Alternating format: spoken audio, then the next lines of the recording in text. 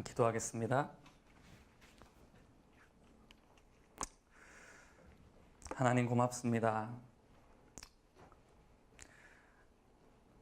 하나님이 신촌 땅에서 주님 예배할 수 있는 하나님 또 귀한 예배 이 시간들 허락하여 주시고 장소들 허락하여 주시고 우리 시간 주님의 마음을 구하며 또 주님의 임재를 구하며 또 하나님 이 시대를 이길 수 있는 주의 말씀을 구하며 하나님 나아가는 하나님 이 시간 허락하여 주시니 감사합니다. 이 시간 오직 우리가 구하는 것은 주님의 얼굴만을 구합니다. 주님의 임재를 구합니다. 성령님 오십시오. 우리가 믿음으로 주님을 받습니다. 믿음으로 성령의 충만을 받습니다. 이미 우리 가운데 주셨습니다. 이미 주신 것을 우리가 믿음으로 받고 하나님 그 믿음을 따라 하나님 주께서 주신 그 말씀의 지식을 따라 하나님 믿음을 붙들고 우리가 나아가게 되기를 소원합니다. 주님 오늘 이 예배가 주님만 흥하시는 예배 되게 하여 주십시오. 우리는 쇠하는 예배 되게 하여 주십시오. 하나님 우리가 신랑께서 신부를 취하시는 기쁨이 오늘 충만한 오늘 이날 될 수 있도록 이 밤 될 수 있도록 하나님 역사하여 주옵소서. 우리가 주님을 구합니다. 주님만을 바라봅니다. 주님 오시옵소서. 감사합니다. 주님께 모든 영광과 찬양을 드립니다. 감사드리며 이 모든 말씀 사랑하는 예수님의 이름으로 기도했습니다. 아멘. 우리 함께 말씀 보겠습니다. 데살로니가 전서 1장 말씀 함께 보겠습니다. 1장 데살로니가 전서 1절로 10절까지의 말씀 같이 보기를 원합니다.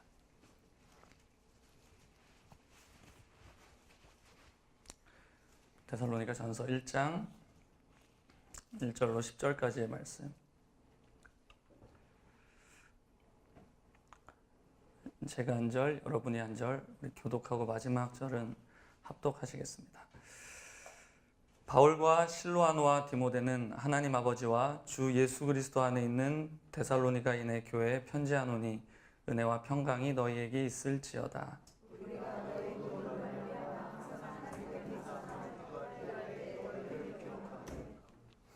너희의 믿음의 역사와 사랑의 수고와 우리 주 예수 그리스도에 대한 소망의 인내를 우리 하나님 아버지 앞에서 끊임없이 기억함이니 이는 우리 복음이 너희에게 말로만 이른 것이 아니라 또한 능력과 성령과 큰 확신으로 된 것임이라. 우리가 너희 가운데서 너희를 위하여 어떤 사람이 된 것은 너희가 아는 바와 같으니라.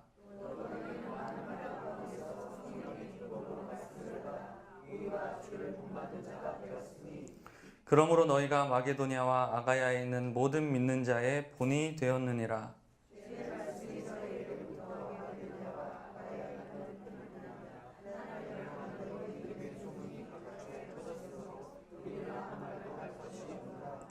그들이 우리에 대하여 스스로 말하기를 우리가 어떻게 너희 가운데에 들어갔는지와 너희가 어떻게 우상을 버리고 하나님께로 돌아와서 살아계시고 참되신 하나님을 섬기는지와 함께 읽겠습니다. 또 죽은 자들 가운데서 다시 살리신 그의 아들이 하늘로부터 강림하실 것을 너희가 어떻게 기다리는지를 말하니 이는 장래에 노하심에서 우리를 건지시는 예수시니라. 아멘. 할렐루야. 오늘 저는 그 데살로니가 전서 1장을 통해서 마지막 때를 살고 있는 저와 여러분 우리들에게 주시는 하나님의 메시지를 듣는 시간 갖기를 원합니다. 하나님께서 저에게 주시는 최근에 주셨던 감동 중에 하나는 이 데살로니가 교회의 모습이 마지막 때 주님께서 기뻐하시는 교회의 모습들을 많이 지니고 있다는 그런 감동을 주셨었습니다. 그리고는 한 절씩 한 절씩 주님 앞에서 묵상하면서 주님의 음성을 들으면서 이렇게 연구하며 나갔던 시간들이 있는데요. 그 중에서 한 1장 정도, 이 1장의 내용을 함께 여러분과 나누는 시간을 갖고자 합니다. 제가 믿기로 이 데살로니가 교회는 마지막 때를 살아가는 우리에게 믿음의 본이 되어지는 교회라고 믿습니다. 사실 데살로니가 교회가 처한 상황은 사실 굉장히 종말론적인 그런 핍박과 환란이 있던 시기였습니다. 그들이 예수 믿는 상황은 종말론적인 차원의 그런 핍박과 환란이 그들을 우겨싸고 있었던 상황이라는 말이에요. 그래서 저희가 이 사도 바울이 데살로니가 교회에게 복음을 전했던 상황이 어떠했으며 또 이들이 어떤 상황 가운데서 믿음을 지켜나갔으며 또 이들이 어떠했기에 또 하나님의 기쁨이 되는 교회의 모습이 될 수 있었는지를 여러분들과 잠시 나누기를 원합니다. 바울이 그 전도여행을 했었던 그 이야기를 잠시 좀 나누고 싶습니다. 사도 바울이 3번 내지 4번 정도 전도여행을 했던 걸로 저희가 알고 있습니다. 1차 전도여행은 바나바와 함께 전도여행을 떠나죠. 바나바와 함께 전도여행을 떠나면서 참 많은 귀한 열매를 맺고 돌아옵니다. 2차 전도여행을 떠나려고 준비를 하는데 사실 바나바와 함께 가려고 준비를 했는데 그때 마가 요한이라고 하는 그 1차 전도여행 때 동행했던 한 사람에 대한 의견이 갈라짐으로 인해서 둘이 이제 그 결별하게 되죠. 그래서 바나바는 마가 요한을 데리고 따로 나가게 되고 바울은 실라와 함께 전도여행을 떠납니다. 그 2차 전도여행입니다. 데살로니가 교회는 언제 개척이 되었냐면 그 2차 전도여행 때 개척이 되었던 교회입니다. 바울이 실라와 함께 수리아와 길리기아 지역을 먼저 이제 돌아봅니다. 그 지역에 있는 교회들을 돌아보면서 그 교회를 굳건하게 하고 그 이후에 더베를 지나서 루스드라라는 장소에 이르렀을 때 거기서 바울의 제자였던 디모데와 합류를 하게 됩니다. 그래서 바울과 실라가 전도여행을 하다가 이제 또 디모데가 함께 합류해서 그 2차 전도여행을 하게 되죠.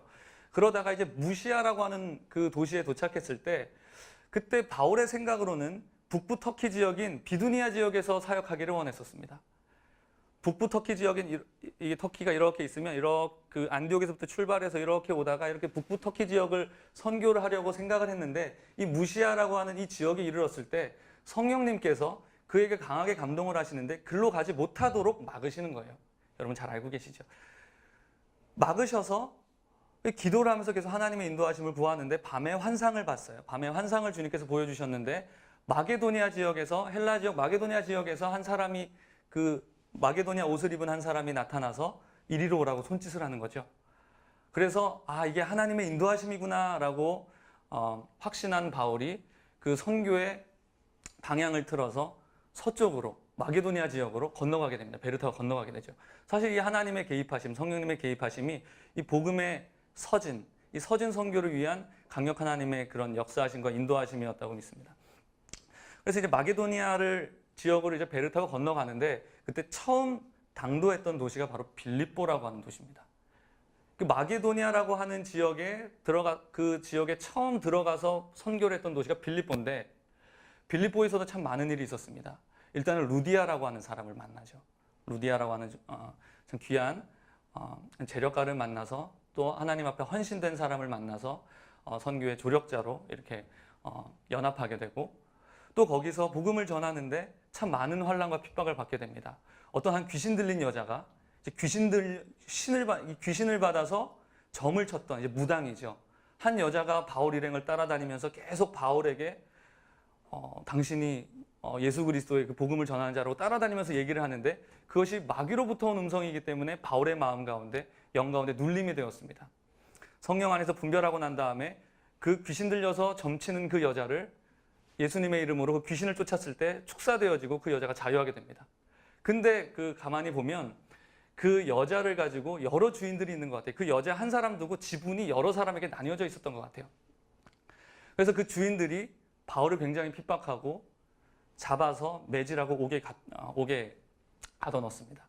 그 이후에 바울이 신라와 함께 옥에 갇혀서 그 옥에 갇혀서 찬양을 하는데 옥터가 열리고 뭐 그 이후에 여러분들 잘 아실 것입니다. 그리고 난 다음에 두 번째 들어갔던 도시가 바로 데살로니가라고 하는 도시입니다. 이 데살로니가라는 도시에 들어가서 바울이 사실 공적으로 사역했던 시간은 딱 3주였습니다. 새 안식일이라고 사도행전에 기록이 되어 있습니다. 공적으로 사역했던 이 3주간의 시간 동안에 참 많은 일들이 있었는데 그 중에 가장 두드러지게 나타났던 것은 다름 아닌 환난과 핍박이었습니다. 하나님께서 비두니아로 가지 말라고 하시고 마게도니아로 가라고 하셔서 바울 일행이 마게도니아 지역으로 갔는데 거기서부터 본격적으로 그들이 감당하게 되었던 것은 사실 환난과 핍박이었습니다. 빌립보 엄청난 핍박이었고요. 데살로니가라고 하는 도시에서도 참 많은 핍박이 있었습니다. 아마 바울이 야손의 집이라고 하는 곳에서 아마 머물렀던 것 같아요. 근데 그 야손의 집에 사람들이, 그 유대인들이 서로 충동질해서 사람들을 끌어내고 잡아내고, 그때 바울은 이렇게 몰래 빠져나가게 됩니다. 많은 사람들이 잡혀서 매를 맞고 옥에 갇히고 하는 일들을 경험하게 되었습니다. 그리고는 바울은 딱 3주 사역하고 신라와 함께 그 다음 도시가 베레아로 도망하게 되죠. 근데 얼마나 그때 그 데살로니가 교회에 있었던 유대인들이 악랄했나 하면 베레아까지 쫓아와서 바울을 못 살게 굴었습니다. 그래서 베레아에서 그 다음에 아덴으로 건너가게 되죠. 그 다음에 고린도에 가서 사실 그 데살로니가 교회에게 편지를 썼던 게 바로 데살로니가 전서라고 하는 이 보고 있는 저희가 그 성경의 책입니다. 우리가 이 데살로니가 전서 1장을 함께 보면서 참 많은 핍박이 있었던, 환난과 능욕이 있었던 이 시간 가운데서 어떻게 데살로니가 교회는 하나님의 기쁨이 되었고 또 하나님의 보시기에 아름다운 열매들을 맺을 수 있는 교회가 될 수 있었는지를 저와 여러분이 함께 상고해보는 시간이 되기를 원합니다. 우리 다시 한번 데살로니가전서 1장 1절을 함께 읽어보겠습니다. 함께 읽겠습니다. 시작. 바울과 실로아노와 디모데는 하나님 아버지와 주 예수 그리스도 안에 있는 데살로니가인의 교회에 편지하노니 은혜와 평강이 너희에게 있을지어다. 아멘. 바울이 이렇게 말하죠. 데살로니가인의 교회, 데살로니가 교회를 향하여서 하나님 아버지와 주 예수 그리스도 안에 있는 교회다, 이렇게 표현을 합니다. 제가 믿기로 이 표현은 결코 바울이 상투적인 어떤 종교적인 이런 표현으로 했던 그런 말이, 고백이 아니라고 믿습니다. 실제로 이 데살로니가인의 이 교회는 하나님 아버지 안, 또 주 예수 그리스도 안에 실제적으로 머물러 있는, 그로 말미암아 열매 맺는 교회였습니다.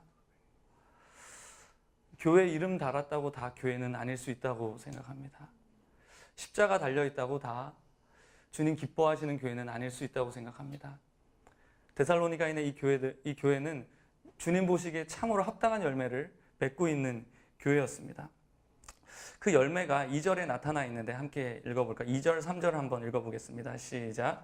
우리가 너희 모두로 말미암아 항상 하나님께 감사하며 기도할 때에 너희를 기억함은 너희의 믿음의 역사와 사랑의 수고와 우리 주 예수 그리스도에 대한 소망의 인내를 우리 하나님 아버지 앞에서 끊임없이 기억함이니. 이 데살로니가 교회가 이 바울과 또 그 사역자들에게 큰 그런 기쁨이 되는 그런 교회였는데요.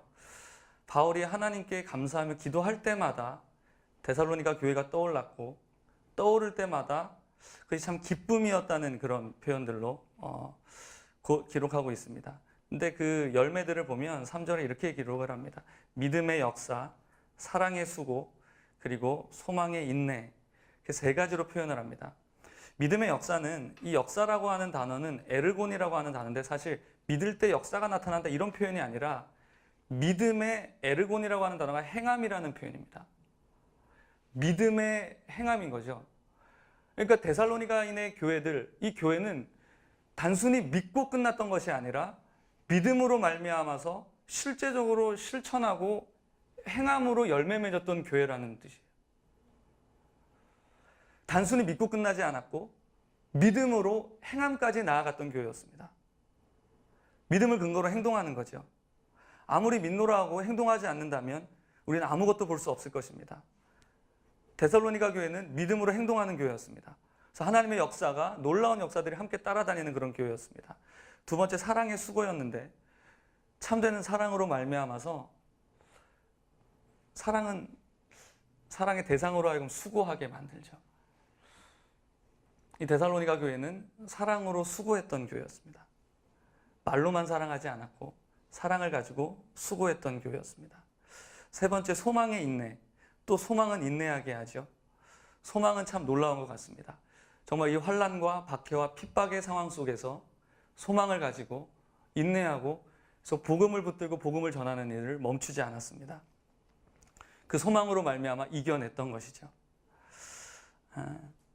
그들이 최종적으로 받을 상급과 예수 그리스도의 그 주님께서 주실 그 영원한 상급과 면류관을 바라보고 승리할 수 있었습니다. 여기서 보면 4절에 이렇게 말합니다. 그 믿음의 역사, 사랑의 수고, 소망의 인내로 말미암아서 그것을 우리 하나님 아버지 앞에서 끊임없이 기억함이니 4절에 보면 하나님의 사랑하심을 받은 형제들아 너희를 택하심을 아노라. 저는요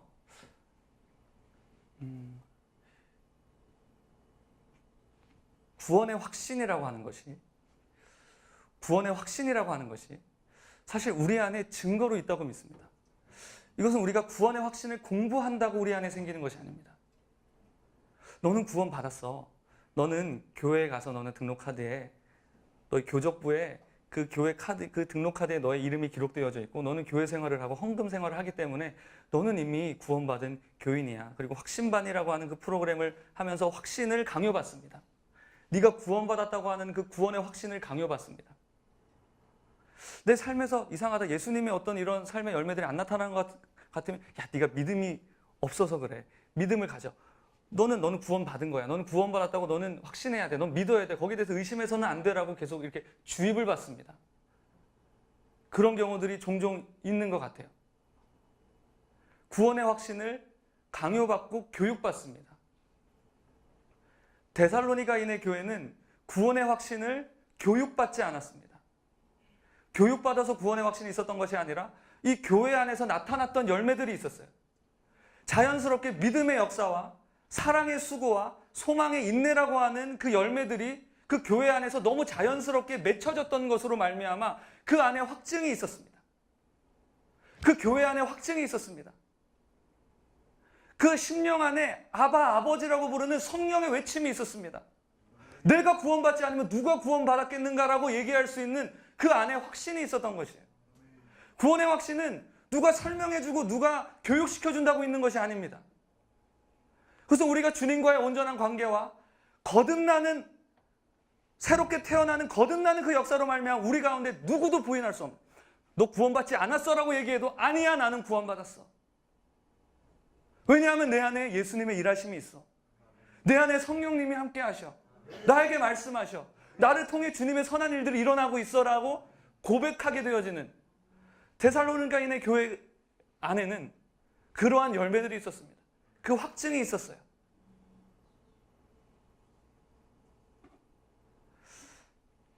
마찬가지로 아무리 자기가 구원받았다고 우겨도 이거는 소용없는 것입니다. 어떤 면에서 그 사람 삶에서 예수님의 모습이 나타나지 않는다면 구원받았다고 우겨도 소용없죠.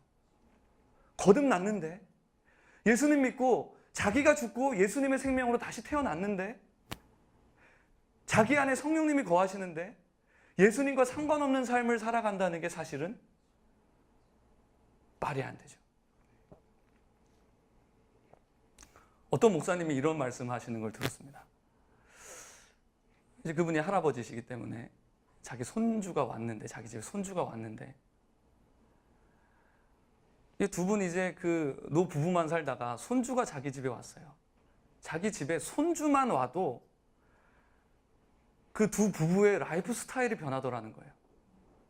하나부터 열까지 바뀌지 않는 게 없더라는 거예요. 손주 하나, 갓난 아기 한 사람만 집에 영접했는데, 그런 일이 있었는데, 하늘과 땅에 하나님을 영접했는데, 예수 그리스도를 영접했는데, 그분이 우리 안에 계시는데 삶이 바뀌지 않았다. 복음을 받았는데 우리 인생이 바뀌지 않았다. 예수님을 영접했는데 내 삶에 바뀐, 간증할 게 없다.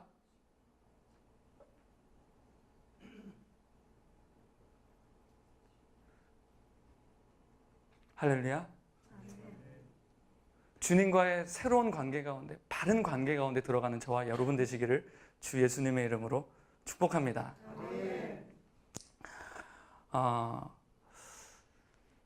이 데살로니가 교회는 참 재밌는 게, 바울이 3주 사역했거든요.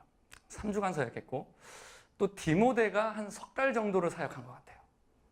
그러니까 그 데살로니가 교회에서 핍박이 있었으니까 디모데를 그 데살로니가라는 도시에 두고 바울과 실라가 도망합니다. 도망해서 그 도시에는 디모데가 남아서 그 데살로니가인의 교회를 계속 마저 목양을 하면서 이제 돌봅니다. 한 석 달 정도 아마 했던 것 같아요. 그리고 고린도에서 이제 디모데도 와서 함께 합류를 하게 되죠. 함께 합류를 하는데 그때 이제 이 디모데가 데살로니가 교회에 대한 소식을 바울에게 전해줍니다. 바울이 염려가 됐겠죠. 초신자인데, 믿은 지 얼마 안 된 사람들인데, 복음을 전하는데 많은 헬라인들과 많은 귀부인들이 예수님을 믿게 되었다, 예수님을 영접했다, 이렇게 기록하고 있습니다. 근데 그 도시는 보통 도시가 아니었어요. 환란이 어지간했던 도시가 아닙니다. 그리고 뒤에 데살로니가 전서 뒤에를 가보면 아마 순교도 꽤 많이 했던 걸로 보입니다. 학자들마다 의견이 분분한데, 사실 여기서 부활에 대한 얘기를 데살로니가 전서 뒤에 5장에 보면 다루는데 4장부터 다루기 시작하는데, 왜 죽는 자의 이야기를 다룰까요? 사실 순교가 굉장히 많았기 때문입니다. 예수 안에서 잠자는 자라는 표현이 있는데, 그 안에서라고 하는 단어가 헬라어 엔이라고 하는 전치사가 아니라 디아라고 하는 전치사예요. 그러니까 예수로 인하여 잠자는 자라는 뜻. 예수 때문에. 예수 전하다가 잠자게 된, 예수님 때문에 순교했던, 순교자들이 많이 있었던 교회가 데살로니가 교회였어요. 그러니까 바울이 걱정이 되죠.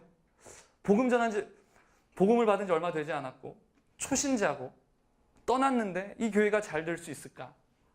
걱정이 있었던 것 같아요. 근데 몇 개월 후에 디모데가 이제 돌아오게 됩니다. 만났는데 디모데가 데살로니가 교회에 대한 소식을 전하는데, 제가 얘기하는 것은 다 데살로니가 전서에 나오는 얘기입니다. 너무너무 열매가 좋은 거예요. 그 한 번 받았던 그 바울이 전했던 그 복음을 들었는데 그 영적 성장에 폭발적으로 막 나타나고 있던 교회였던 것이에요. 그 여전히 바울을 보기를 간절히 사모하면서 바울이 전했던 그 복음 안에 머물면서 믿음으로 지키면서 계속해서 성장해 나갔던 건강한 교회의 모습을 보여주고 있었습니다.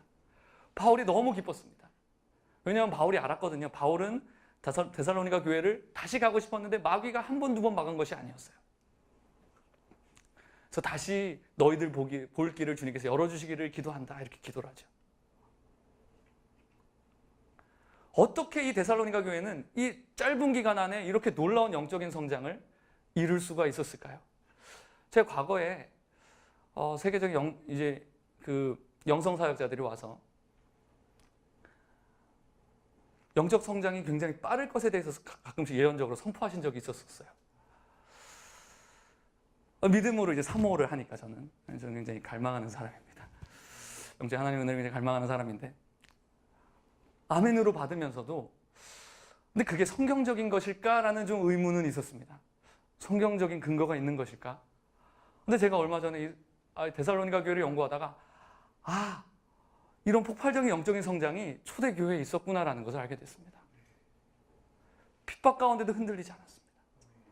주변에 있는 사람들이 순교하면서 피를 흘리면서 쓰러지기 시작하는데도 그 불같은 믿음이 더욱더 타올랐던 교회가 바로 데살로니가 교회였습니다.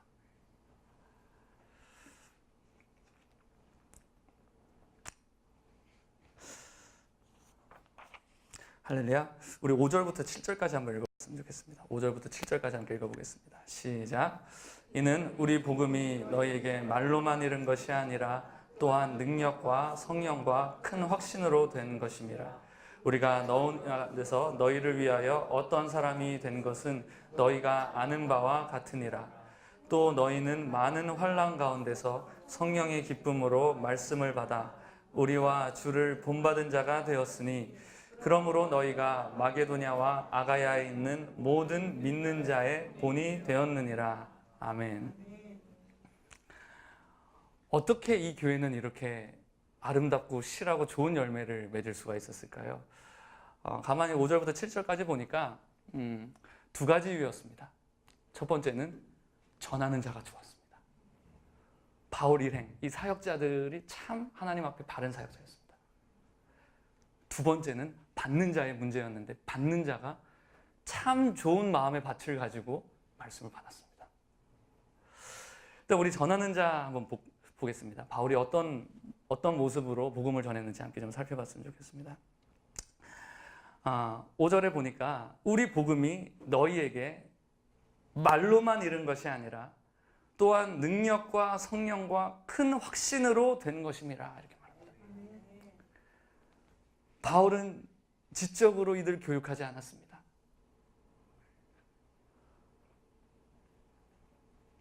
지적인 학습과 교육으로 이런 일들이 일어날 수 없습니다. 복음이 능력으로 나타나야 합니다. 성령으로 말미암아 증거되어져야 합니다. 복음이 선포되어질 때 성령이 함께 나타나심으로 증거되어져야 합니다. 따르는 표적으로 말씀을 함께 증거하시니라라는 현상이 우리 가운데 나타나야 합니다. 할렐루야. 어떻게 이 바울이 전하는 복음은 복음이 능력으로 나타날 수 있었을까요? 이 복음과 능력 사이에 무엇이 있었을까요? 이 사이에 어떤 다리가 있었을까요? 로마서 1장 16절에 설명합니다. 내가 복음을 부끄러워하지 아니하노니 이 복음은 모든 믿는 자에게 구원을 주시는 하나님의 능력이 됨이라. 복음과 능력이라고 하는 이 개념 사이에 이 다리에는 무엇이 있습니까? 믿음입니다. 믿음이 없이는 복음이 능력이 될 수 없습니다. 바울은 복음에 대한 명제, 복음을 어떻게 정의합니까? 복음은 하나님의 능력이다라고 정의합니다. 복음이 우리 가운데 능력이 되고 있지 않다면 우리 점검해 봐야 합니다. 복음이 우리의 죄를 해방하고 우리의 묶임을 해방하고 죄와 저주와 사망의 권세를 깨뜨리는 능력이 되지 않는다면, 복음이 능력되지 않는다면 우리 복음을 점검해 봐야 합니다. 우리는 제대로 된 복음을 받고 있는지, 우리는 복음을 제대로 알고 있는지, 우리가 믿는 예수가 어떤 예수인지 다시 점검해 보아야 합니다. 바울은 복음을 능력과 성령과 큰 확신으로 전했습니다. 그랬기 때문에 열매 맺을 수 있었습니다. 엄청난 열매가 나타났습니다.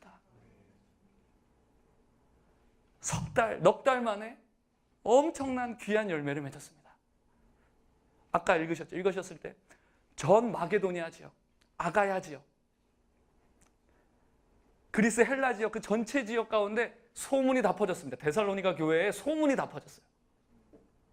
이들이 얼마나 예수 잘 믿는지, 이들이 어떻게 예수를 믿고 이들이 어떻게 핍박 가운데서 예수를 끝까지 붙들고 나아가는지에 대한 소문이 전 마게도니아 전 지역, 아가야 전 지역에 퍼졌다고 얘기하고 있습니다. 할렐루야. 우리 가운데 이런 믿음이 활성화되기를 소원합니다. 우리 가운데 이런 믿음을 선물로 받게 되기를 주 예수님의 이름으로 축복합니다. 우리가 예수 그리스도가 어떤 분인지 믿을 때 하나님께서 나의 이 고질적인 죄, 여러분들 그 고질적인 죄들이 있으시죠? 아킬레스 건과 같은 그 고질적인 그 죄, 이것만 해결되면 좋겠다 하는 그 고질적인 그 문제, 묶임들, 여러분 하나님은 어떻게 믿으십니까? 하나님 손에는 이것이 아무것도 아니다라고 믿습니까? 하나님은 이것조차 다 해결하실 수 있는 분으로 믿으십니까? 복음은 이것조차 다 처리할 수 있는 복음으로 믿으십니까? 능력으로 믿으십니까? 아니면 무능력한 복음으로 믿으십니까? 복음 소용없더라.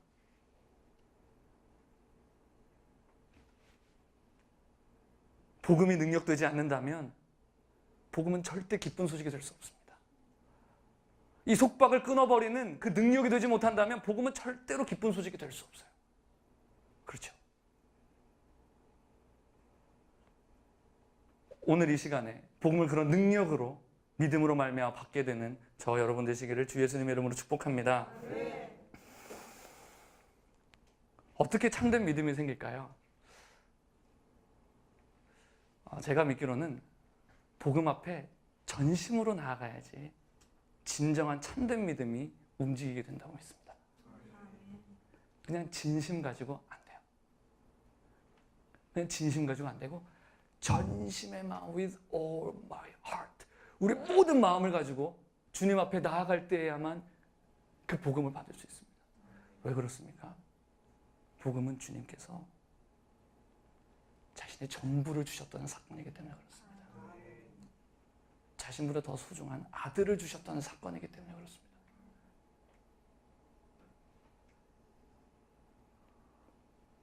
오늘 이 시간 어떠한 두 마음이랄지라도 주 예수님의 이름 앞에 다 회개하고 내려놓으시고 뒤로 물러나 있는 마음, 정함이 없는 두 마음들 이거 포기하지 못하는 그 마음들, 그거조차 주님 앞에 주 예수님의 이름으로 다 내려놓고 완전한 해방을 경험하는, 완전한 해방을 경험하는, 할렐루야 선포하는 그런 저와 여러분 되시길 축복합니다. 두 번째는 바울이 어떻게 복음을 전했느냐. 바울의 복음은 능력이었고, 두 번째는 바울은 환난과 핍박을 무릅쓰고 복음을 전했습니다. 1장 5절에도 하반절에 보면 이렇게 얘기합니다. 우리가 너희 가운데서 너희를 위하여 어떤 사람이 된 것은, 이 어떤 사람은 정말로 엄청난 굴욕과 고통과 고난을 경험하면서 이런 모습으로까지 데살로니가 교회에게 복음을 전했던 것을 의미하는 거거든요. 너희를 위하여 복음 전하다가 어떤 사람, 어떤 모습까지 된 것을 너희가 아는 바와 같으니라. 너희는 안다 이거죠. 너희들은 안다. 내가 어떻게 수고하면서 어떻게 핍박받으면서 복음 전했는지 너희는 안다. 또 9절 한번 볼까요? 9절에 이렇게 말합니다. 그들은 마게도냐 사람입니다. 마게도냐 사람들이 우리에 대하여, 우리는 바울 일행이죠. 우리에 대하여 스스로 말하기를 우리가 어떻게 너희는 데살로니가 교회죠. 데살로니가 교회에 들어갔는지와 어떤 모습으로 들어갔는지와 너희가 어떻게 우상을 버리고 하나님께로 돌아와서 하나님을 섬기는지. 그러니까 무언가 큰 핍박과 어려움을 통과하면서 복음을 전했다는 사실이죠. 2장 2절 한번 볼까요? 2장 2절 함께 읽어보겠습니다. 시작. 너희가 아는 바와 같이 우리가 먼저 빌립보에서 고난과 능욕을 당하였으나 우리 하나님을 힘입어 많은 싸움 중에 하나님의 복음을 너희에게 전하였노라. 바울은 환난과 핍박과 고난과 능욕, 이거조차 수고롭게 여기지 않고 이거조차 힘든 것으로 여기지 아니하고 그 대가를 당연하게 여기면서 그렇게 복음을 전했었습니다. 대가 지불 없이는 열매를 맺을 수 없습니다. 모르겠어요. 그것조차 즐겁게 여겼는지 모르겠습니다. 이것이 바로 마지막 때 교회의 모습이라고 믿습니다. 마지막 때 교회의 모습은 복음이 능력 있게 선포되어져야 합니다. 또한 핍박과 환난조차 기쁨과 단 것으로 여기면서 그렇게 선포하는 그런 교회. 주께서 마지막 때 데살로니가 교회와 같은 그런 교회, 그런 마지막 날에 신부의 교회를 세우실 것입니다. 저와 여러분이 그 반열 가운데 서게 되기를 주 예수님을 축복합니다. 근데 이들이 이렇게 고난과 능력을 감당했던 비결이 있습니다. 2장 2절을 다시 보면 이렇게 말합니다. 너희가 아는 바와 같이 우리가 먼저 빌립보에서 고난과 능력을 당하였으나 우리 하나님을 힘입어 많은 싸움 중에 하나님의 복음을 너에게 전하였노라. 자기 힘으로 그것을 감당할 수 있었던 것이 아니었습니다.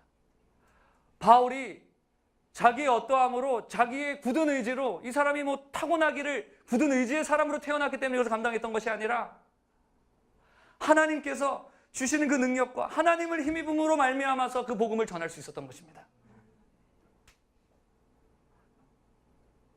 하나님을 힘입어 주의 성령의 능력으로 말미암아 이 모든 것을 감당했던 것입니다.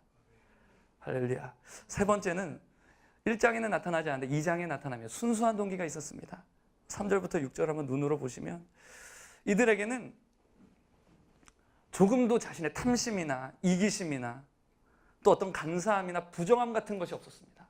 어떤 자신의 목적을 가지고 자신의 의도를 가지고 복음을 전하려고 했던 것이 조금도 없는 순수한 사역자였습니다. 하나님께서는 각 사역자들의 심령을 감찰하신다고 믿습니다. 저와 여러분이 모두가 어떤 의미에서 다 사역자이십니다. 여러분들도 어떤 일부분의 사역들, 또 안수받은 사역자들이 이실 수도 있고 그렇게 하나님께서 부르셨을 수도 있고 또 아니면 평신도의 위치에서 하나님께서 또 기름 부어주셔서 또 귀한 모습으로 사역하실 수 있을 것인데 하나님께서는 그 사역자의 심령을 감찰하십니다. 4절에 보니까 2장 4절에 보니까 이렇게 말합니다. 오직 하반절에 보니까 오직 우리 마음을 감찰하시는 하나님. 하나님께서 어떤 사역자를 세우실 때 그냥 세우시지 않고 그 마음을 감찰하시는데 내면 조사를 쫙 하세요. 스캐닝을 쫙 하시는 거죠. 조사를 쫙 하시고 이 사람이 나의 복음을 순전하게 맡을 만한 사람인지 아닌지를 주님께서 확인하시는 그 절차가 있다는 거예요. 바울은 이 절차를 통과했습니다. 그 내면 안에 어떠한 순수하지 않은 동기가 있지 않은가? 순전하지 않은 동기가 있는지 없는지에 대해서 주님께서 감찰하셨고, 이 단어가 이 조사하다라는 단어가 도키마조라고 하는 단어인데, 조사하다, 검사하다라는 단어입니다. 옳게 여기심을 입어라고 하는 이 단어가 도키마조라고 하는 단어예요. 내면을 조사했던 것입니다. 하나님 앞에 바르지 않은 심령이 없는지. 이 내면 조사, 성령님의 내면 조사, 이 내면 수사 가운데 통과한 자에게 하나님께서는 그 복음의 위대한 계시를 주시는 것입니다. 그때야말로 참된 사도 사역이 시작된다고 믿습니다. 아니, 마지막 때 진정한 사도 사역을, 사도적인 사역들을 일으키실 것인데, 뭐 다른 것이 아니에요. 내가 너에게 분부한 것을 가르쳐 지키게 하라, 이 사역이에요. 내가 너에게 분부한 모든 것을 가르치게 하고 지키게 하라. 이게 사도적인 사역입니다. 11명의 사도를 놓고 마지막 올라가시면서 승천하시기 전에 남겨두셨던 그 사명입니다. 예수님께서 분부하셨던 모든 것을 가르치게 하고 지키게 하는 것이 사도적인 사역의 본질이에요. 다른 것 아니에요. 번잡하게 얘기해도 다 아닙니다. 다 틀렸어요. 예수님의 사역으로 돌아가는 것입니다. 예수님의 가르침으로 돌아가는 것입니다. 예수님이 선포하셨던 것 그대로 선포하는 것입니다. 예수님의 복음을 참된 복음으로 믿고 그대로 믿고 선포하는 것입니다. 바울은 그것을 실제로 받았습니다. 4절에 오직, 다시 보겠습니다. 오직 하나님께 옳게 여기심을 입어 복음을 위탁받았으니, 바울은 실제로 복음을 위탁받았습니다. 피스티오라고 하는 단어인데 이것은 실제로 믿고 맡기다라는 뜻이에요. 믿고 맡겨서 주다라는 뜻이에요. 하나님이 믿음직스러웠어요. 내면을 수사했는데 이 사람이 완전한 사람이라는 것을 의미하는 것이 아닙니다. 하나님은 중심을 보시죠. 중심을 보시죠. 그리고는 맡겼습니다. 바울은 실제로 복음을 받은 자였습니다. 실제로 복음을 받았고, 그리고 그것을 오직 능력과 성령과 큰 확신으로 그것을 데살로니가 교회에게 전해 주었고, 데살로니가 교회는 그것을 믿음으로 받은 것입니다. 그러니까 없는 것을 줄 수 없죠. 우리에게 없는 것을 줄 수 없습니다. 기름 부음은 참되고 거짓이 없으니 이렇게 말합니다. 기름 부음은 참되고 거짓이 없어요. 우리가 위조할 수 없습니다. 없는 것을 있도록 우리가 위조할 수 없는 것이죠. 이 복음의 진리, 우리가 받은 계시가 없는데 우리가 위조함으로 어떻게 얘기할 수 없고 전해줄 수 없습니다. 우리 안에 없는 것을 조금도 나눠줄 수 없는 것이 영의 세계예요. 우리가 살고 있는 영적인 세계입니다. 우리 실제로 받아야 할 줄 믿습니다. 복음의 계시가 우리 가운데 실제적으로 우리가 소유하게 되고 주님으로부터 위탁받게 되기를 주님을 축복합니다. 믿음으로 받으십시다. 나눠주기를 원하십니다. 받으셨습니까? 여러분, 나눠주십시오. 믿음을 가지고 성령의 능력으로 나눠주십시오. 그 불이 번져가게 될 것입니다. 놀라운 일들이 일어날 것입니다. 기대합니다, 저는. 그래서 데살로니가 교회는 받았고, 이 데살로니가 교회가 어떻게 받았느냐, 그 모습을 좀 보겠습니다. 데살로니가 교인들은 어떻게 받았는지. 한번 우리 2장 13절 한번 읽어볼까요? 데살로니가 교회는 바울이 말씀을 선포할 때, 바울이 말씀을 전할 때 어떻게 들었는지 함께 읽어보겠습니다. 2장 13절 시작. 이러므로 우리가 하나님께 끊임없이 감사함은 너희가 우리에게 들은 바 하나님의 말씀을 받을 때에 사람의 말로 받지 아니하고 하나님의 말씀으로 받음이니 진실로 그러하도다. 이 말씀이 또한 너희 믿는 자 가운데에서 역사하느니라. 아멘. 할렐루야. 데살로니가 교회 안에는 이러한 마음의 태도가 있었습니다.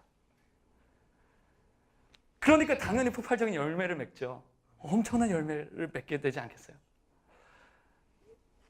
저도 사역자로서 가장 행복하고 가장 영혼들이 귀하게 보일 때가 말씀을 선포할 때 그것을 진짜 아멘하고 하나님의 말씀으로 두렵고 떨림으로 받는 그 영혼을 볼 때 너무 행복합니다. 근데 그렇게 받는 영혼들 보면 열매가 틀림없어요. 틀림없어요. 저는 설교 듣는 자세에서부터 시작된다고 믿습니다. 열매는 설교 듣는 태도, 마음, 자세에서부터 시작된다고 믿습니다. 저거는 저 사역자의 하나의 견해일 뿐이야. 이렇게 듣는 사람도 있어요. 또 어떤 사람은 두렵고 떨림으로, 심지어 내 견해와 다르다 할지라도 나 자신을 수술하고 잘라내서까지도 하나님의 마음의 모양과 맞추려고 하는, 하나님의 마음과 합한 사람이 되기 위해서, 하나님의 마음과 합한 사람, 이게 꼭 맞는다는 뜻이죠. 그러니까 제가 이 휴대폰이 있는데 휴대폰 케이스가 있죠. 딱 맞는 케이스입니다. 이게 맞아야지 서로 딱 들어가잖아요. 피팅감 있게 들어가려면 딱 맞아야 되잖아요. 마찬가지로 하나님의 마음과 나의 마음이 딱 맞는 거예요. 주님 튀어나온 마음이 있으면 거기도 우리도 튀어나와야 돼요. 들어간 곳이 있으면 우리 마음도 들어가야 돼요. 다른 것이 있으면 잘라내야 돼요. 재단을 해야 됩니다. 딱 맞춰서 딱 꽂아 넣으면 내 마음에 합하다. 우리 말씀 들을 때 이 작업이 일어나는 것이에요. 진리를 알지니 진리가 너희를 자유케 하리라 이렇게 얘기하지만 사실 이게 반쪽짜리예요. 진리를 안다고 진리가 우리를 자유케 하지 않습니다. 우리 함께 요한복음 7장만 함께 살펴보겠습니다. 요한복음 7장 16절 17절. 진리를 알면 진리가 우리를 자유케 한다고 생각을 하는데 그것은 반쪽이에요. 7장 17절만 한번 읽어보겠습니다. 아유, 죄송합니다. 8장이군요. 요한복음 8장 31절.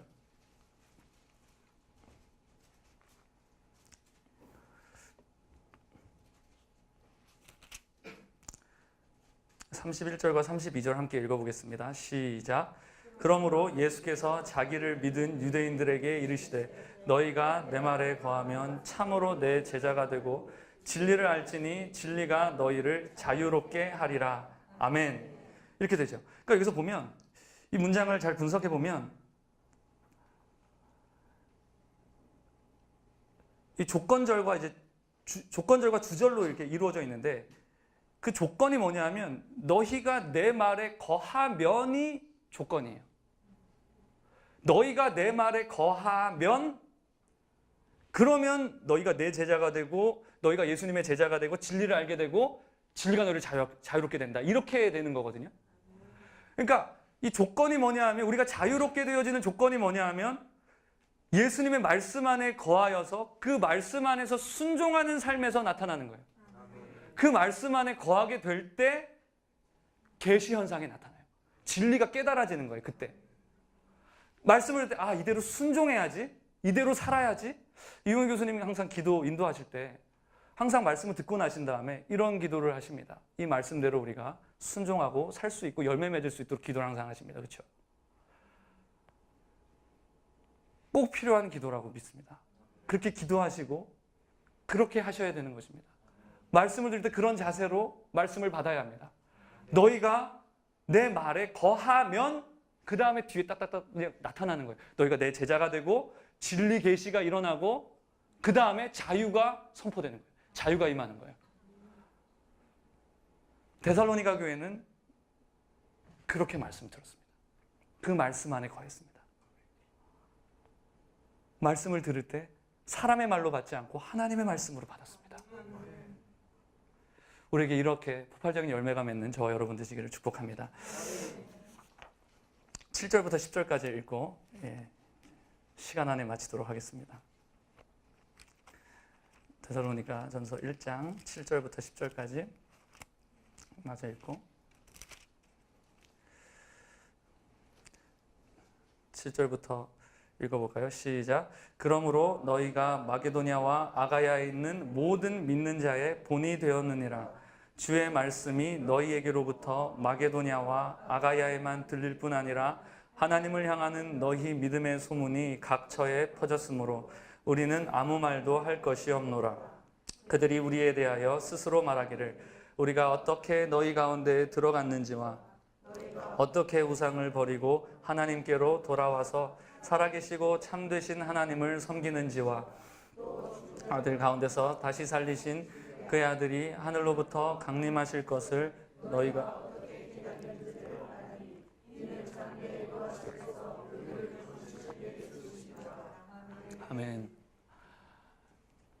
네, 이렇게 바울이 복음을 전했고 이 교회는 그렇게 말씀을 받았을 때 그 결과로 어떤 일이 일어났냐 하면 마게도냐와 아가야 모든 믿는 자의 본이 되었습니다.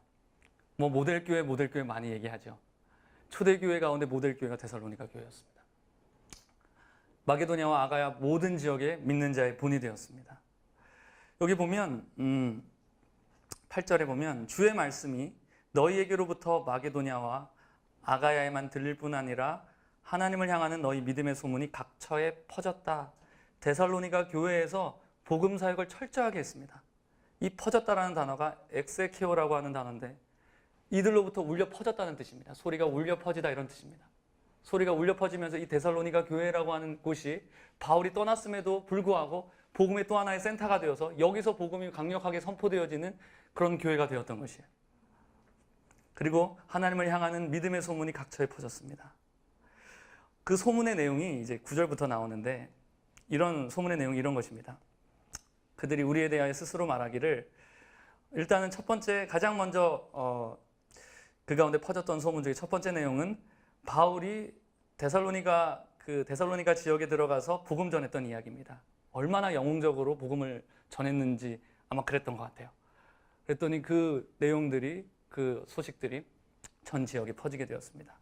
그리고 두 번째 내용은 데살로니가 교인들이 어떻게 우상을 버리고 이 지역이 참 우상 숭배 심했던 지역인데 어떻게 우상들을 다 버리고 회개하고 하나님께로 돌아왔는지에 대한 이 엄청 드라마틱한 이 회개에 대한 것이 그 소문의 또 한 가지의 내용이었습니다. 이들의 회개는 정말 철저한 회개였던 것 같아요. 자복하며 눈물을 흘리며 회개했던 그런 회개였던 것 같아요. 세 번째는 이들이 어떻게 주님 다시 오심을 기다리는지에 대한 내용입니다. 그렇게 회개하고 난 다음에 그렇게 회심하고 거듭나고 난 이후에 이들이 어떻게 다시 오실 예수님을 기다리는지에 대한 내용이 나오는데 이 내용만 하고 오늘 말씀을 마치면 되겠습니다. 한 10분 정도 남은 것 같은데 남은 시간 동안에 이걸 다 좀 나누면 좋겠습니다. 10절 한번 읽어보겠습니다. 10절 한번 다시 한번 읽어볼게요. 시작. 또 죽은 자들 가운데서 다시 살리신 그의 아들이 하늘로부터 강림하실 것을 너희가 어떻게 기다리는지를 말하니 이는 장래의 노하심에서 우리를 건지시는 예수시니라. 아멘. 여기서 보니까 장래의 노하심에서 우리를 건지시는 예수다 이런 표현이 나옵니다. 장래의 노하심. 이 노하심이라고 하는 단어가 나옵니다. 이 하나님의 노하심이라고 하는 개념은 데살로니가 전서 전체를 관통하는 개념입니다. 이 1장 초반에 이 데살로니가 전서 초반에 1장에 나오고 또 2장에도 한번 나옵니다. 2장 16절에 이런 표현이 나옵니다. 우리가 이방인에게 말하여 구원받게 함을 그들이 금하여 자기 죄를 항상 채우매 노하심이 끝까지 그들에게 임하였느니라. 그리고 마지막 장에 이런 내용이 나오죠. 5장 9절에 보면 하나님이 우리를 세우심은 노하심에 이르게 하심이 아니요 오직 우리 주 예수 그리스도로 말미암아 구원을 받게 하심이라. 그러니까 이 하나님의 노하심이라고 하는 개념이 데살로니가 전서 전체를 관통하면서 흐르고 있는 맥입니다. 이 노하심, 종말이라고 하는 시간, 엔타임이라고 하는 시간은 어떤 시간입니까?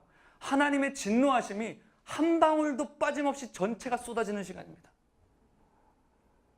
이 땅 가운데 하나님의 진노하심이 한 방울도 남김없이 통째로 쏟아 부어지는 그 시간대가 바로 마지막 때의 시간입니다. 그렇기 때문에 바울은 데살로니가 전서를 쓰면서 이 하나님의 노하심이라는 개념을 집어넣었던 것이에요. 로마서 1장을 잠깐 좀 찾아볼까요? 로마서 1장.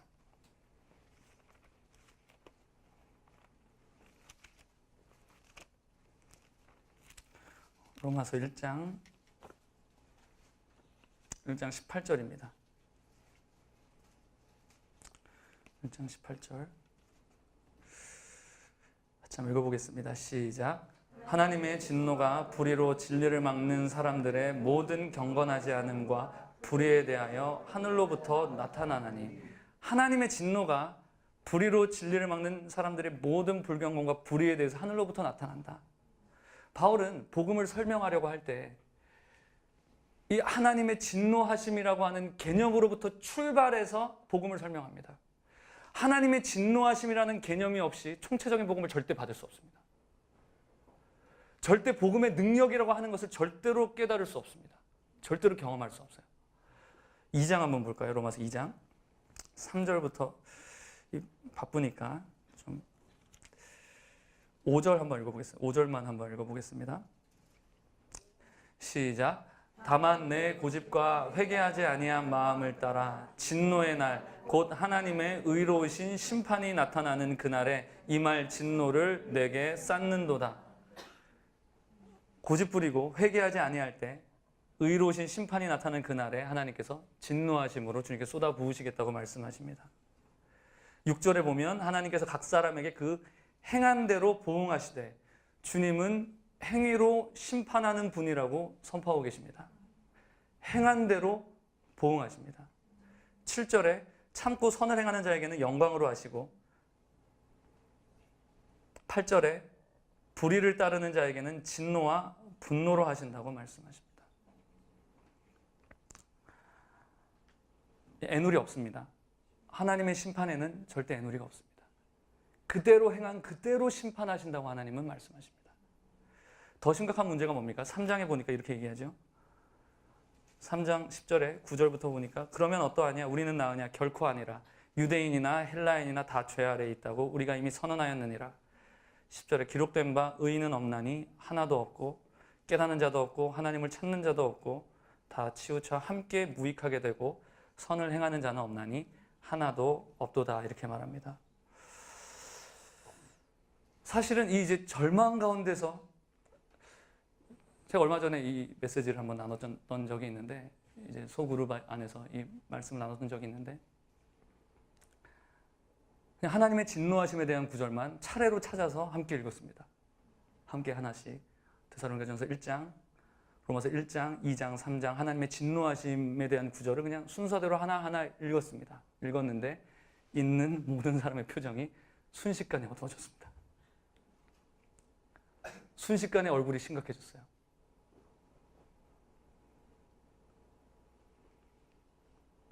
사실 하나님의 진노라고 하는 것은 실제적인 개념입니다.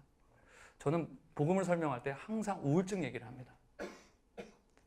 저는 항상 우울증 얘기를 합니다. 요즘 대한민국이 우울증 공화국이다 이런 얘기도 있을 정도로 대한민국 국민들의 정신건강이 정말 심각합니다. 정말 우울증 정말 심하거든요.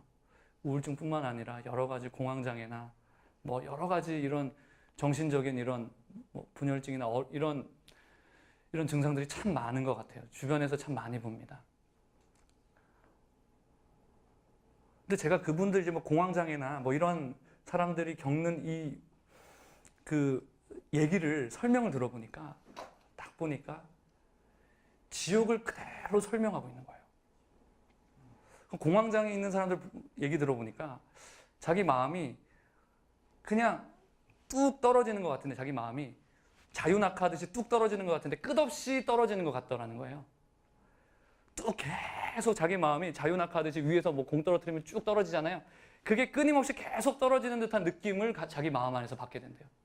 계속 떨어지는 느낌이래요. 이게 뭐예요? 무적행이죠. 그렇죠? bottomless pit. 바닥이 없는, 그러니까 그 심령 자체가, 그 마음 자체가 지옥을 현장 체험하고 있는 거예요. 왜 그렇습니까? 하나님은 애누리가 없어요. 하나님 그걸 그대로 그냥 그들이 행한 그대로 보응하시도록 하나님께서 허용하십니다. 왜 허용하실까요? 돌아오도록 하는 하나님의 사인인 줄 믿습니다. 하나님의 진노라는 것은 실제적인 개념입니다. 그래서 이 사람들의 어떤 정신 건강을 위해서 사실 가장 필요한 게 있다면 용서받은 마음입니다. 저도 이거 위해서 참 많이 기도했었습니다. 정말 용서받고 싶었었어요. 내가 용서받을 수만 있다면. 하나님 앞에 참 울면서 많이 기도했습니다. 저 용서해 주세요. 내 한 가지 소원이 있다면 다른 거 없습니다. 뭐 내가 잘 되고 이런 것보다 내가 용서받으면 좋겠습니다. 여러분들 안에 그런 마음이 있으신 분 있는지 모르겠어요. 심리학자 이렇게 얘기했대요. 이 용서받은 마음만 다 있다면 자기 환자들 중에 95%는 이 정신병원에서 나갈 거라고 이렇게 얘기했다 그래요. 그러니까 우리 가운데 얼마나 이 마음이 필요한 것인지. 그렇죠? 근데 이 데살로니가 이 교인들이 이 사람들의 삶이 처음부터 응에 태어나자마자 거룩하고 의로운 삶이었을까요? 용서받을 필요가 없는 사람이었을까요? 아니요. 이 사람들도 동일하게 하나님의 진노하신 가운데 놓여있는 사람이었습니다. 그럼에도 불구하고 이들은 하나님의 진노가 본격적으로 모두 쏟아지는 그 날인 진노의 날인 예수 그리스도의 강림하심을 기다리는 성도들이 되었습니다. 이들도 하나님의 진노하심에서 자유하지 않은 사람들이었음에도 불구하고 이들은 예수 그리스도의 강림하심을 기다리는 존재들이 되었다는 사실이에요.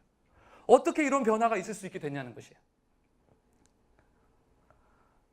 사람들이 정말로 그 죄책감과 정죄감 때문에 굉장히 많이 힘들어합니다. 뭐 어떤 사람들은 적개에 시달리기도 하지만 어떤 사람들은 이것 때문에 일상생활이 불가능할 정도로 그렇게 힘들어하는 사람들이 꽤 많이 있습니다. 제가 요 한 가지만 설명하고 말씀을 마치 조금 더 길어져도 여러분들 양해해 주시고 요것만 여러분들 말씀 나누고 제가 마치도록 하겠습니다. 제가 한 가지 질문하고 싶습니다. 예수님께서 누굴 위해서 돌아가셨습니까? 예수님께서 누굴 위해서 돌아가셨습니까? 그 말도 맞는데 사실 예수님께서 돌아가신 것은 우리 자신을 위해서 돌아가셨지만 또 어떤 의미에서는 하나님 아버지를 위해서 돌아가셨다는 것을 여러분들이 아셔야 됩니다.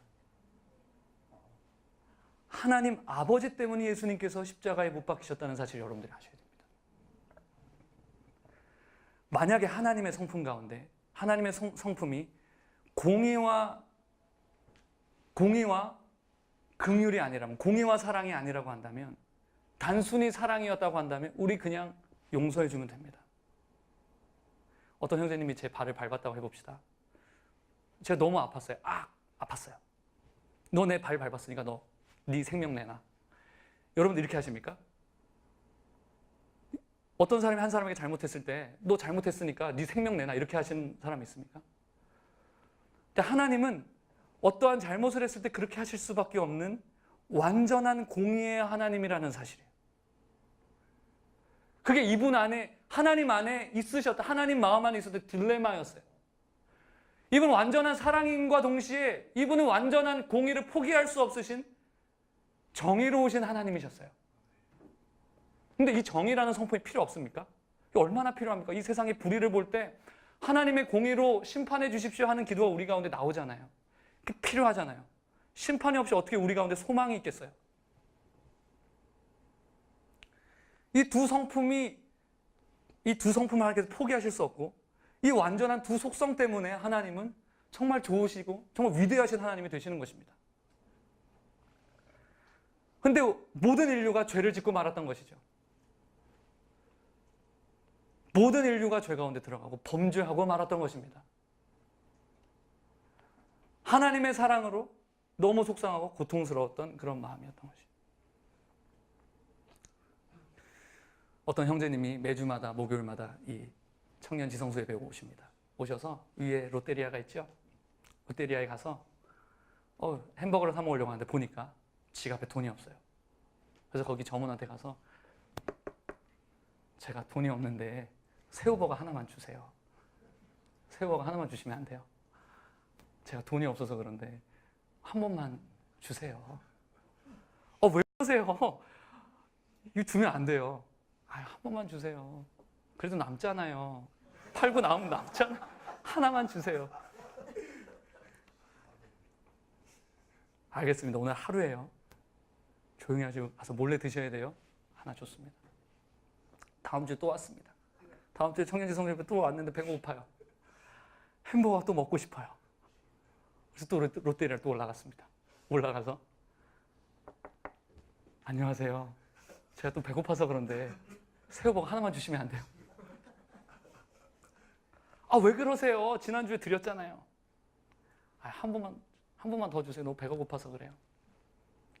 안 돼요. 제발요. 한 번만. 또 줬습니다. 다음 주에 또 왔습니다. 또 배가 고파요. 또 롯데리아를 또 올라갔습니다. 새우버거 하나만 주세요. 저리 가세요. 안 팔아요. 저리 가세요. 아마 그럴 거예요. 그렇죠? 근데 어떤 한 재력가가 있습니다. 그 형제를 너무 전도 유망한 청년으로 생각하고 귀하게 생각합니다. 근데 이 형제가 새우버거를 좋아하는 걸 알아요. 그리고 공부하고 배가 고픈 걸 알아요.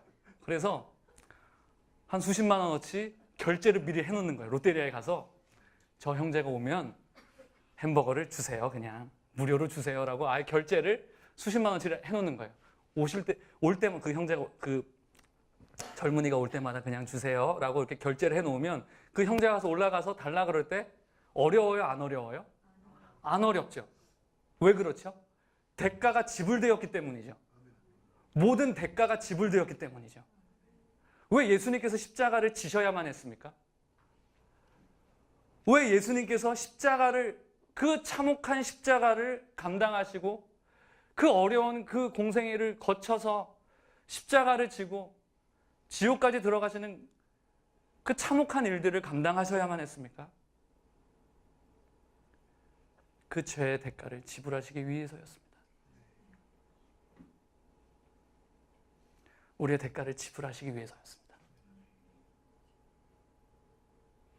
이제 우리가 해야 될 것은 무엇입니까? 주님 앞에 자백하고 회개하는 것입니다. 세례 요한과 예수님은 복음을 선포할 때 회개하고 복음을 믿으라 이렇게 선포하셨습니다. 회개는 믿음이 움직이게 하는 아주 놀라운 그런 하나의 단계예요. 여러분들 회개할 때 믿음이 움직이는 거 아십니까? 여러분들이 진정한 회개 가운데 들어갈 때 믿음이 활성화됩니다. 왜 안 믿어지는지 아세요? 왜 안 믿어지는지 아세요? 회개하십시오. 죄를 버리세요. 돌이키세요. 그 십자가를 믿고 돌이키세요. 그 가운데 여러분들 모든 죄의 짐을 다 내려놓으세요. 여러분들 믿음이 움직이기 시작할 줄 믿습니다. 여러분들 주님 앞에 회개하며 기도할 때 여러분들 하나님의 자비에 호소하십니까? 공의에 호소하십니까? 제 이 정도 설명을 들으면 여러분들 이제 이해가 되실 것입니다. 여러분들은 단순히 하나님 용서해달라고 때를 쓰면서 그렇게 울면서 기도하는 것이 아니라 하나님의 공의에 호소해야 하는 것이에요. 하나님 이미 모든 죄의 대가가 지불되었습니다. 나의 모든 죄의 대가가 지불되었습니다. 그 십자가를 믿고 주님 앞으로 나아갑니다. 그 예수님의 의를 옷 입으십시오. 그 예수님의 의가 여러분의 의가 되게 하십시오. 믿음으로 말미암아 그 예수 생명이 우리의 생명, 여러분의 생명이 되도록 여러분 믿음으로 나아가십시오. 데살로니가 교회는 그 기쁨이 있었습니다. 성령의 기쁨으로 말씀을 받았어요. 주님의 강림하심을 기다렸어요. 기쁨으로 기다렸어요. 그 진노의 날을 기다렸어요. 어떻게 그것이 가능했을까요? 바로 그 복음을 믿는 믿음이었던 것이에요. 우리 가운데 이러한 복음에 대한 믿음, 이런 확신들로 말미암아 진정한 기쁨, 복음은 기쁜 거잖아요. 일단 그 기쁨을 회복되어지는 저와 여러분 되시기를 주 예수님 이름으로 축원합니다. 마지막 때는 복음이 확실해야 됩니다. 복음에 대한 기쁨이 회복되어져야 합니다. 그거 아니면 견뎌낼 수 없습니다. 갈수록 더 힘들어질 수 있습니다. 그럴 때일수록 주님과의 사랑에 더 빠져야 합니다. 그 복음 때 모든 것 다 주신 그 주님과의 사랑에 빠져야 할 줄 믿습니다. 그것으로 말미암아 승리하는 저와 여러분, 이 마지막 때 세상을 이기는 믿음으로 승리하는 저와 여러분 되시기를 주 예수님의 이름으로 축원합니다. 우리 함께 찬양하고 기도합시다.